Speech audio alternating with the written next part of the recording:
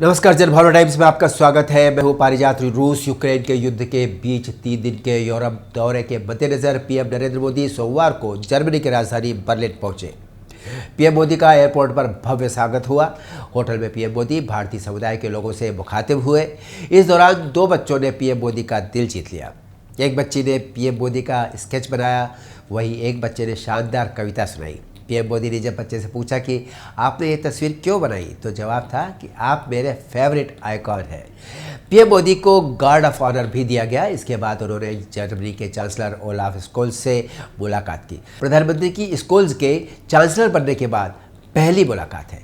इसके बाद पीएम मोदी छठे भारत जर्मनी अंतर सरकारी विचार विमर्श आईजीसी की सह अध्यक्षता करेंगे। ये एक विशेष कार्यक्रम है जिसे भारत केवल जर्मनी के साथ करता है। हम बताना चाहेंगे आपको कि आईजीसी की शुरुआत 2011 में हुई। ये एक विशिष्ट द्विवार्षिक तंत्र है जो दोनों देशों की सरकारों को व्यापक द्विपक्षीय मुद्दों पर समन्वय की मंजूरी देता है। इस कार्यक्रम में दोनों देशों के कई मंत्री सम्मिलित होते हैं, जिसमें वित्त मंत्री निर्मला सीतारमण, विदेश मंत्री एस जयशंकर और राष्ट्रीय सुरक्षा सलाहकार अजित डोभाल भी शामिल होंगे। रवाना होने से पहले प्रधानमंत्री मोदी ने एक बयान में कहा था कि बर्लिन की उनकी यात्रा चांसलर शोल्ज से बातचीत का अवसर देगी, जिनसे उन्होंने पिछले वर्ष G20 में मुलाकात की थी। तब वे वाइस चांसलर और वित्त मंत्री हुआ करते थे। पीएम मोदी ने कहा कि वर्ष 2021 में भारत और जर्मनी ने राजनयिक संबंधों के 70 साल पूरे होने का जश्न मनाया और दोनों देश 2000 से सामरिक साझेदार हैं। पीएम मोदी का आज कारोबारियों और भारतीय समुदाय के लोगों को भी संबोधित करने का कार्यक्रम है। पीएम मोदी ने यात्रा पर रवाना होने से पहले कहा कि मैं जर्मनी के संघीय चांसलर महामहिम ओलाफ स्कोल्ज के निमंत्रण पर 2 मई 2022 को बर्लिन जर्मनी की यात्रा करूंगा और उसके बाद डेनमार्क के प्रधानमंत्री मेटे फ्रेडरिक्सन के निमंत्रण पर 3 से 4 मई 2022 तक कोपेनहेगन डेनमार्क की यात्रा पर रहूंगा, जहां मैं द्विपक्षीय बैठकों में भाग लूंगा तथा दूसरे भारत नार्डिक शिखर सम्मेलन में शामिल होऊंगा। भारत वापस आते समय मैं फ्रांस के राष्ट्रपति एमेनुअल मैक्रों के साथ बैठक के लिए पेरिस में थोड़ी देर के लिए रुकूंगा।